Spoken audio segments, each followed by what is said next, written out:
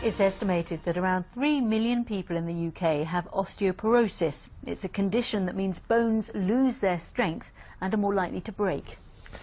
It affects 50% of women and 20% of men over the age of 50. Today, students in Bedfordshire have been testing the bone density of about 300 people. They want the government to make bone density scanning part of the standard health test.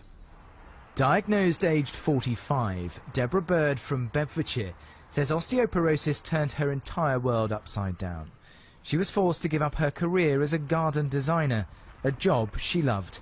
She recalls the surprise at her diagnosis. Absolute shock and not knowing exactly really what osteoporosis was. But then you're worried, concerned, and frightened of falling, breaking a bone. So all the things that I would have done before, I had to change. It's horrible. It affects so much of your life. But you just have to adapt. At Central Bedfordshire College in Dunstable, students are running a bone density clinic, checking for early signs of the disease using an ultrasound scan of the heel. Screening programmes like this are common across Europe, but not in the UK. One student has launched a petition calling for change. We learnt about osteoporosis in our Access to Science class, and I was quite upset and outraged that the government aren't actually doing anything about it, really. It's costing the government 1.8 billion per year, but they're not actually doing preventative screening for it. Those who show signs of low bone density are advised to see their GP. They're also given advice on diet and lifestyle changes which can improve bone strength. The data gathered is then used as part of the students' learning. It's a risk assessment.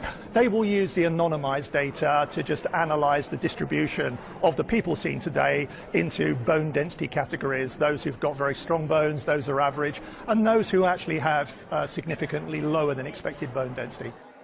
Charities say widespread screening is impractical, but awareness is crucial.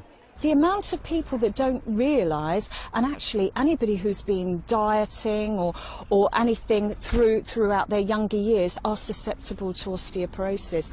Unless you break a bone, you're not going to know you've got osteoporosis. So, and more younger people are being diagnosed with it. Deborah is now taking a more positive approach to her condition. She set up a support group in her local area. Neil Bradford, BBC Look East, Dunstable.